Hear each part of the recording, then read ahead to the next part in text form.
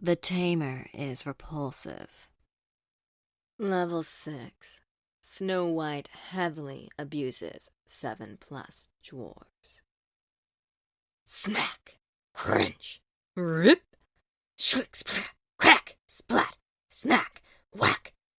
Crack! Smack! Crunch! I was hiding under the sheets of the massive makeshift bed as the sounds of abuse and cruelty echoed throughout the room.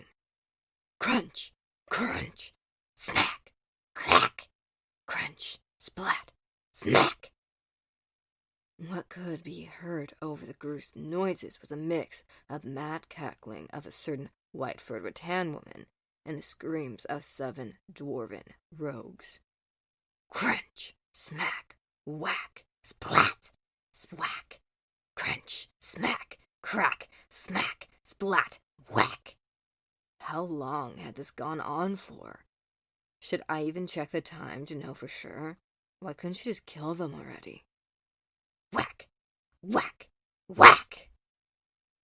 I slowly poked my head out from under the covers as the savage beating drew to a close. The room was dyed wall to wall, and copious amounts of blood and shards of bone and gore lay strewn about the place like remains of dozens of piñatas. The 7 rogues looked perfectly fine, aside from being huddled up in a fetal position and silently weeping as the title reminds of their attire clung to their healed bodies. Chu gave one of the dwarves a good kick in the crotch before walking over to the bed and sitting down. Out of sheer curiosity, I decided to check the in-game clock to see just how long Chu had been beating the dwarves for. Time when the beating started, roughly 2 p.m. Time when the beating ended, exactly 7:49 p.m. She had been beating them for at least 5.5 hours. Chu was panting heavily due to exhaustion, rage, or likely a mix of both. As a spellcaster, she wasn't likely to use physical exertion, but the fact that she had the stamina to not only paint the room red with the gore of the dwarves for several hours, but also had the mana pool to heal them back for every bit of damage they sustained was astounding. Chu's pure white fur had been soaked in blood, and her clothes were caked in gore and bile. The stench of urine and excrement was heavy, alongside the iron-scented odor of the over 100 gallons of blood that the dwarves had lost. Thankfully, most of the fluids were draining out of the room through various openings, but the odor was still overpowering for me since I wasn't wearing my mask or clothes. I secretly tried to re-equip my outfit that had been removed by the 5-clawed paw, and found it was still technically equipped, just disabled. This feature seemed like the infamous beach party event that took place back in the game's first year of service, where everyone's clothes were disabled from view and were replaced with visuals of swimwear. The fact that this affected everyone and there was no opt-out during the initial run of the event led several Muslim players to leave the game temporarily, while some other players left for the duration of the events and some player characters looked hideously misshapen.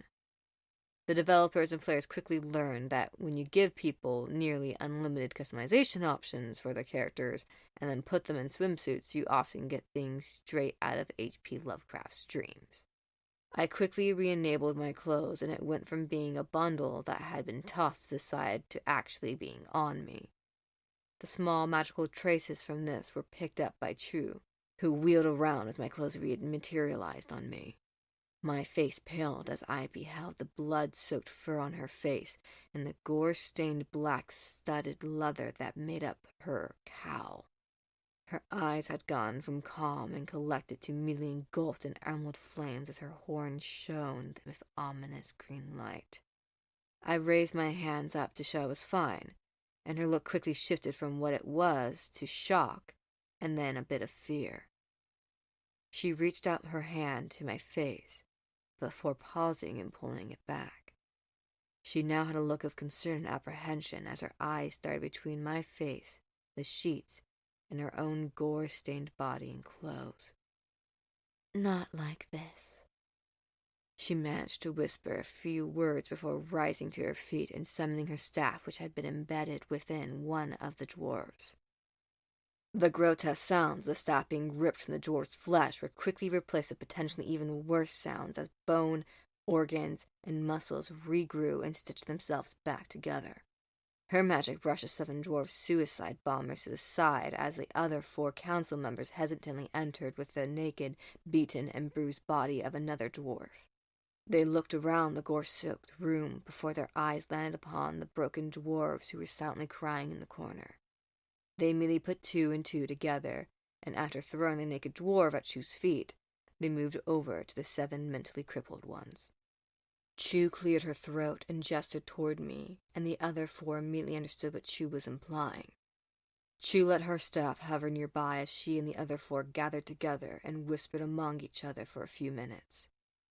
While they were preoccupied, the naked dwarf managed to get to his feet and pick up a broken dagger that had been sent flinging when Chu struck one of the rogues.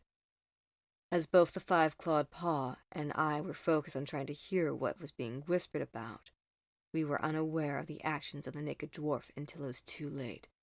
"For the king!"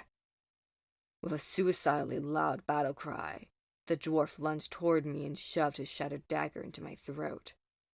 The 5 raid bosses turned around in shock and horror as my body slumped into the bed and the dwarf continued to stab me repeatedly.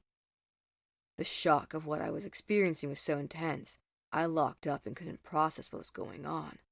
All I could feel and see were the impacts of the broken damage slamming into me again and again until the dwarf was ripped from my helpless body. As I lay in shock at what had just transpired, I hesitantly felt over my body and looked down on myself. I glanced up into the bottom left-hand corner of my sight toward my health bar, and as the terror I had just experienced wore off, the sound of flesh being ripped and bone being shattered began to fill my ears. I got up and looked at the dagger that had fallen from my would-be assassin's hands and withdrew a mirror from my item box so I could get a better look at my utter lack of wounds. My HP was only diminished by a few points, like each and every one of the blows had only done 1 damage. If this was indeed the case, then even if he had stabbed me for several days straight, then he would have no chance of killing me, as due to having reached max level and wearing my current equipment, I had a number of hit points that were numbering well over 150 million. Couple this with my equipment giving me passive regeneration and high resistance to status effects like bleed, and even the dwarf had stabbed me without pause for a whole year, I would still be perfectly fine. As the savagery committed by the 5 raid bosses continued, I realized I was, for some odd reason, no longer concerned for my fellow member of the races. I tried to rationalize my lack of concern for both the one being torn to shreds and the ones over this other side. After all, they did try to kill me, and while I was almost certainly sure that PKing didn't exist here, only murder. I walked over behind Ripa as she repeatedly stabbed and twisted her barbed knife into the dwarf's flesh and gently tapped her shoulder, only to be met with a hiss as her tail swatted what she assumed to be another of her race away.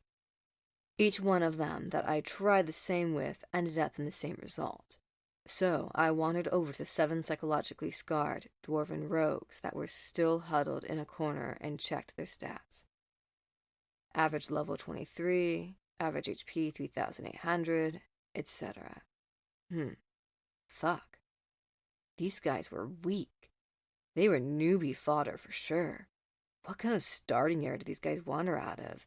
And did they really think they could take on the endgame raid boss of the 4th expansion?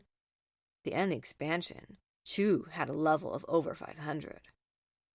Turning back to the 5 females who were still tearing the idiot dwarf to pieces repeatedly, I checked out the stats of the ones who should have been roughly 1,000 levels beneath my own, mostly due to subsequent expansions, where the level cap increased by 100 of each. The level cap at the end of the 4th expansion was 500, so her level shouldn't be that high.